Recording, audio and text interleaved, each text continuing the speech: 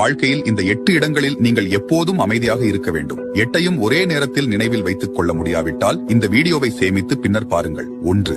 நீங்கள் கோபத்தில் இருக்கும்போது அமைதியாக இருங்கள். ஏனென்றால் அப்போது மனதை விட நாக்கில் வரும் சொற்கள் வேகமாக செயல்படும். 2. உங்களுக்கு முழு கதையும் தெரியாவிட்டால் அமைதியாக இருங்கள். முடிவுகளை எடுக்க முன்னதாக கருத்துக்கள் தெரிவிப்பது தவறு. அது தவறான புரிதல்கள் மற்றும் தேவையற்ற குழப்பங்களை உருவாக்கலாம். 3. உங்கள் அமைதியால் நண்பர்களையும் உறவுகளையும் காப்பாற்ற முடியும் என்று நீங்கள் உணர்ந்தால் அமைதியாக இருங்கள். ஒவ்வொரு எண்ணமும் குரல் கொடுக்க வேண்டிய அவசியமில்லை. 4. உங்களால் கத்தாமல் பேச முடியாவிட்டால் அமைதியாக இருங்கள்.